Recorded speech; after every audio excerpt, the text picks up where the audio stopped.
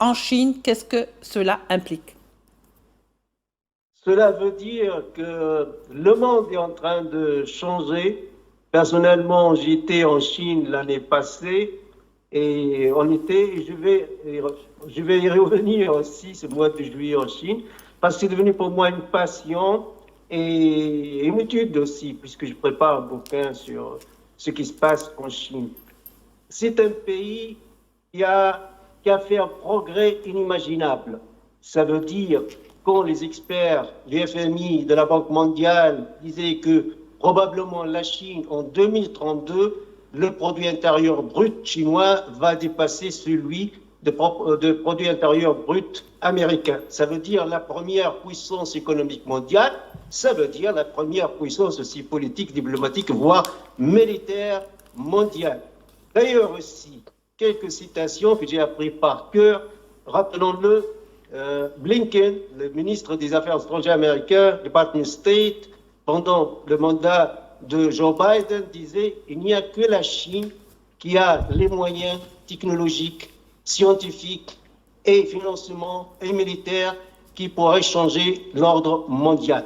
Ça veut dire face à un nouvel ordre mondial. Aussi, rappelons-le, Joe Biden a déclaré pendant mon mandat, je ne laisse pas la Chine,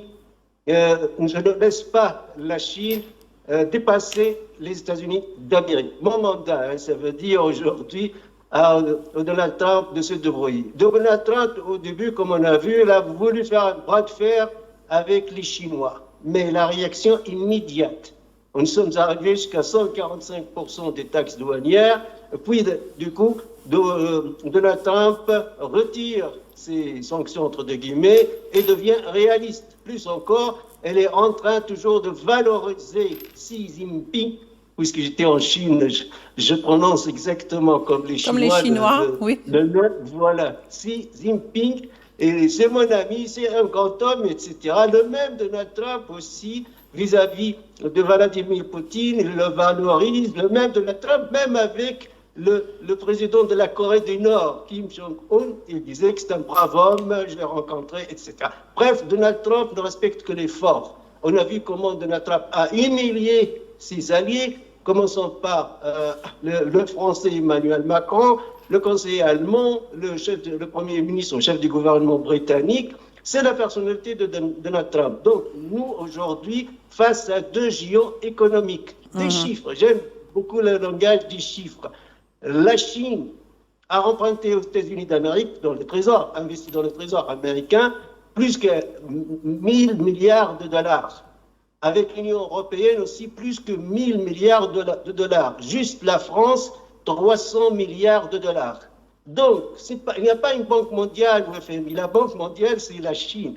Évidemment, les Chinois se préparent pour être les maîtres du monde, vu leur économie, mais aussi, comparaison rapidement, la politique étrangère chinoise et américaine, les Chinois évitent les guerres.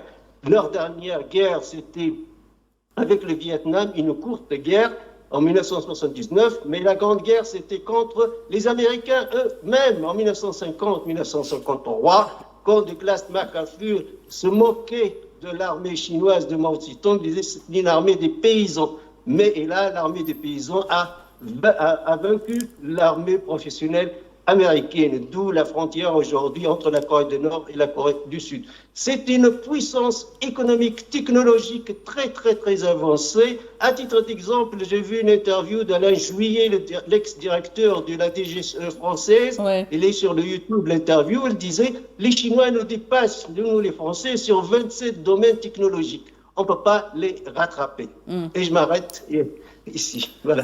Je pense qu'il n'y a pas que les Français qui ne peuvent pas rattraper les Chinois, mais les États-Unis, y compris, ce qui explique un petit peu toutes ces tensions qui ont été engendrées et créées par les États-Unis depuis l'arrivée de Trump à la Maison-Blanche. Hicham Lamisi, finalement, il s'agit d'un sommet aux enjeux qui sont très, on va dire, majeurs. Donc, une rencontre entre deux chefs d'État, les États-Unis et bien sûr la Chine, deux puissances. Mais on va dire autrement les choses. Est-ce que finalement, Trump ne s'est pas rendu en Chine parce qu'il s'est rendu compte que finalement, il n'y avait pas d'autre solution que celle-ci, que d'aller rencontrer directement son interlocuteur ou son adversaire, plutôt que d'essayer de l'atteindre par des foyers de tension qu'il a créés, en l'occurrence, bien sûr, la guerre contre l'Iran? Oui, alors c'est une bonne question. Simplement, je modifierai un petit peu l'approche. Tout d'abord, parce que la rencontre, elle était déjà prévue. Oui. Elle avait été reportée à une reprise. Et cette rencontre, elle devait se dérouler en fait dans un contexte très différent. C'est-à-dire que dans la vision stratégique de Trump, la vision qu'il propose pour replacer les États-Unis et réaffirmer en fait l'hégémonie américaine sur le monde, en tout cas dans sa vision des choses, eh bien cette rencontre devait se faire dans un timing où, après le Venezuela et l'Iran, Trump aurait soumis en fait ces deux pays et aurait été en position en quelque sorte de pouvoir exercer sur la Chine en fait une forme de containment économique, notamment sur le segment des énergies, afin de faire céder la Chine sur le grand levier dont elle dispose sur la question des terres rares, et notamment en matière de terres rares, ce qu'on appelle en fait les terres rares lourdes, qui sont absolument cruciales pour l'industrie militaire américaine. Il faut rappeler que la Chine en fait exerce une forme de pas tout à fait d'embargo, mais de limitation des exportations, notamment en direction des entreprises militaires américaines, et que c'est un véritable problème, en fait, pour les États-Unis, qui essaient de faire pression à travers différents leviers sur la Chine pour faire lever, en fait, cet état de fait. J'aimerais également dire quelque chose qui est important sur le positionnement économique de la Chine, parce que j'entends évidemment que sur la notion de produit intérieur brut nominal, les États-Unis seraient la première puissance économique du monde. En réalité, la Chine est la première puissance économique devant les États-Unis, avec une avance extrêmement importante. Le PIB chinois, en termes de parité de pouvoir d'achat, ce qu'on appelle le PIB réel, est de 30% supérieur à celui des États-Unis. Et surtout, c'est la structure même du PIB, produit intérieur brut chinois, qui interpelle, parce qu'il y a une part très importante qui est liée à l'économie réelle, l'industrie, et pas simplement, comme aux États-Unis, une grande part qui est laissée à la finance, à des activités en fait de services divers, de l'avocat jusqu'au médecin et autres, dans un secteur privé en fait qui n'est pas réellement productif. Et ce point-là, il est très important parce que sans prendre cela en considération, on ne peut pas comprendre en fait l'évolution, le basculement que nous sommes en train de vivre aujourd'hui. Les États-Unis gardent une avance grâce à leur puissance militaire conventionnelle, grâce à leur capacité d'influence, qu'on appelle soft power, le cinéma, la culture. La Chine en est encore très très loin. Et pour ce qui est de la force brute économique, aujourd'hui la Chine est devant les Américains. Et si l'on doit prendre ce qu'on appelle les technologies de rupture, il y a un certain nombre d'études très poussées qui prétendent et qui mettent en avant le fait que sur environ 70 technologies, qui seront les technologies d'avenir qui ont été identifiées et sélectionnées, la Chine serait leader incontesté dans près d'une cinquantaine. Est-ce que c'est pas ça qui fait peur finalement, Hicham Lamisi, aux États-Unis, qui peut-être au lieu de justement essayer d'entamer un dialogue pour essayer de voir de quelle manière pourraient se faire les choses, au lieu par exemple de créer des foyers de tension, et je reviens vers le détroit d'Ormuz, est-ce que ce n'est pas aussi le détroit d'Ormuz qui aujourd'hui, où son blocage est en train d'annoncer la couleur ou d'imposer le ton, si vous voulez, de ce qui va être négocié avec le président chinois? Alors, bon, je vais répondre en deux temps. Lorsque vous dites que les États-Unis auraient peur, entre guillemets, de la montée en puissance de la Chine, alors j'ai envie de vous répondre oui et non. Ce sont surtout les États-Unis qui font peur au monde avec cette politique complètement délétère d'agression multiple. C'est quasiment la planète entière dans une espèce de fuite en avant complètement délirante, qui est parfaitement matérialisée par l'attitude délétère et presque à la limite de la folie de son dirigeant, qui dit une chose et son contraire durant la même minute. Ce qu'il faut regarder, c'est que les États-Unis, en fait, sont dans une réalité stratégique qui est problématique et qui est particulièrement dangereuse. C'est le problème de tout l'Occident en général, mais surtout des États-Unis, c'est l'idée que la puissance américaine ne peut accepter sa relation avec le reste du monde que dans une logique de domination hégémonique, c'est-à-dire une domination totale, ce que Pascal Boniface caractérisait en fait de monopole de la puissance. La problématique aujourd'hui, c'est que la Chine, du point de vue économique, sur un certain nombre de secteurs, est passée devant les États-Unis et en fait menace la position hégémonique des États-Unis. Et les États-Unis ne peuvent l'accepter et sont en train de multiplier les foyers de tension.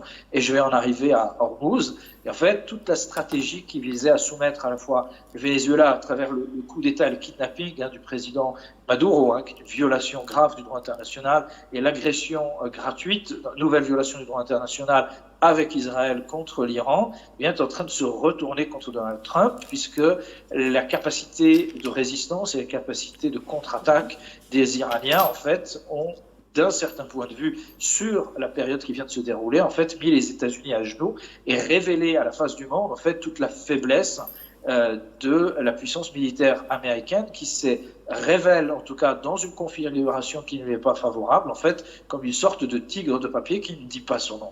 Peut-être que les États-Unis vont finir par écraser l'Iran, mais en tout cas, ce qui se passe aujourd'hui est inattendu, et ça amène à réfléchir, en fait, les principales puissances concurrentes des États-Unis, à se dire que la puissance militaire américaine n'est plus du tout ce qu'ils imaginaient et qu'au contraire, si on prend un certain nombre d'éléments et d'innovations, aujourd'hui, la Chine produit des systèmes d'armes qui sont beaucoup plus avancés que les systèmes américains, comme on a vu dans la confrontation avec l'Iran, que les Iraniens avaient été en capacité, en fait, de présenter une stratégie militaire très supérieure à la fois à celle des États-Unis et d'Israël. Très bien. Riyad Sidawi, alors que faut-il attendre d'abord de cette rencontre au-delà de ces attentes que, bien sûr, qui sont très classiques par rapport à la technologie, les technologies de rupture. Bien sûr, il y a aussi ce qu'on appellerait l'énergie. Mais que faut-il attendre si on parlait de la guerre en Iran? Est-ce qu'il faut s'attendre à des deals? Est-ce qu'aujourd'hui, finalement, les États-Unis ont compris que les enjeux dépassent le simple fait d'attaquer l'Iran, lui qui pensait en finir avec l'Iran en quelques semaines, mais qu'il fallait peut-être aller vers cet allié chinois pour l'Iran? Excellente question. Moi, j'ai toujours souligné, répété dans plusieurs médias que la guerre contre l'Iran vise aussi la Chine, puisque la Chine importe 90% du pétrole iranien avec des prix bas, inférieurs des prix du marché. Et la même chose, les Américains ont attaqué le Venezuela, puisque le Venezuela exporte 70% de son pétrole pour la Chine, et avec des prix bas, inférieurs vis-à-vis des prix officiels du marché international. Qu'est-ce que ça veut dire? Moi, je pense les stratèges du Pentagone américain, le ministère de la Défense, si vous voulez, il disait que la Chine n'a pas encore frappé sur la table pour dire « je suis la première puissance mondiale, économique, donc militaire et diplomatique ». On a quelques années, alors on en profite afin d'isoler la Chine en frappant ses alliés. Peut-être ça a marché avec le Venezuela, mais avec l'Iran, non. Avec l'Iran, clairement, les Iraniens ont bien résisté. Et finalement, Donald Trump, même il a menacé plusieurs fois, je vais brûler l'Iran, je vais attaquer, il n'a rien fait, puisque, qu'est-ce qu'il va attaquer encore? L'Iran est membre des pays de BRICS, mais les pays de BRICS n'est pas une alliance militaire, ce n'est pas l'OTAN, mais c'est une alliance économique. Oui. Et c'est un allié objectif avec la Chine et la Russie. Et même la presse américaine parlait qu'en fait, les Chinois ont soutenu l'Iran au plan militaire, soit par les images des satellites militaires chinoises, soit aussi par des experts des missiles ou pièces détachées des missiles iraniens. C'est la presse américaine qui parle d'un soutien, je parle militaire chinois à l'Iran. Et ça, c'est compréhensif aussi, puisqu'on parle d'un pays membre des BRICS. Mais Donald Trump, je pense, il est dans l'impasse totale. Il parle qu'il est victorieux, mais en même temps, le citoyen américain souffre, comme l'économie chinoise, à cause de la fermeture des toroids d'Hormuz. Mais le citoyen américain, aujourd'hui, il paye plus que 50% de plus son essence chaque jour, d'où l'inflation qui va être généralisée, puisque quand l'hydrocarbure, l'essence augmente, tout augmente automatiquement. Bientôt les élections du Congrès et Donald Trump et le parti de Donald Trump, probablement, si ça va continuer dans cette voie, ils vont perdre les élections en faveur des républicains. Aussi, je dois souligner un point très important, c'est que j'ai regardé, l'arrivée de Donald Trump en direct à Beijing et je n'ai pas vu le président chinois Xi Jinping à l'aéroport. Il ne l'a pas accueilli. C'est son vice-président, c'est le vice-président, oui. Le vice-président, est-ce que c'est le protocole chinois? Franchement, je n'ai pas fait une recherche, oui. Mais il n'était pas à l'aéroport. Qu'est-ce que ça veut dire? Le message, il est où? Bref, Donald Trump, qui ne respecte que l'effort, et il pense qu'il est fort, je pense qu'il va comprendre la position chinoise vis-à-vis de l'Iran, et je pense qu'il va donner un rôle de médiateur par le Pakistan aux Chinois afin de résoudre ce problème, parce que c'est Donald Trump qui est dans l'impasse et ne peut pas continuer cette guerre, et en même temps, il ne peut pas déclarer qu'il a gagné cette guerre, et en même temps, le baril de pétrole a dépassé $100, ce qui va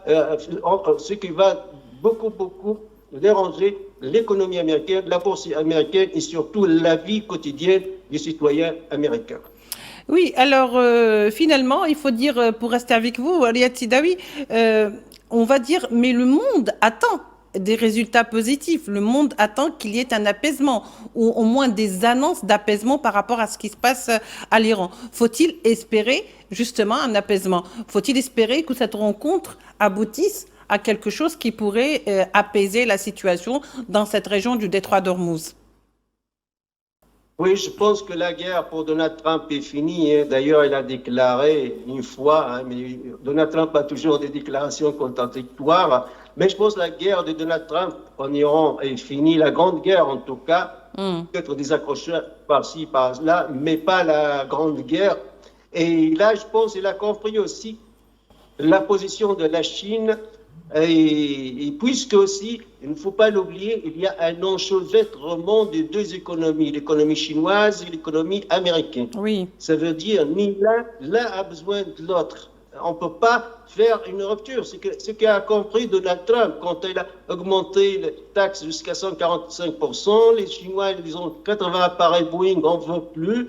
Et voilà, surtout l'exportation des matières rares pour l'industrie et la haute technologie américaine, on n'en voit plus. Donc, soudain, il a compris, Donald Trump, que l'économie américaine ne peut pas fonctionner sans l'économie chinoise, sans cette relation étroite avec l'économie chinoise. Aussi, pour les Chinois, il faut le dire, le meilleur marché pour leur commerce et leur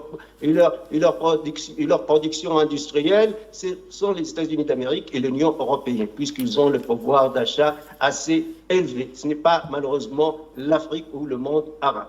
Oui. Donc, voilà, il y a un certain équilibre aussi, parce que certaines attendent une rupture totale, une confrontation totale. Non, les Américains savent que les Chinois aident les Iraniens militairement, mais ne peuvent pas sanctionner les Chinois, parce que sanctionner les Chinois, ils vont aussi les Chinois les sanctionner. Après, on retourne à la guerre commerciale dont les deux parties sont perdantes. Merci. Alors, Hicham Lamisi, juste...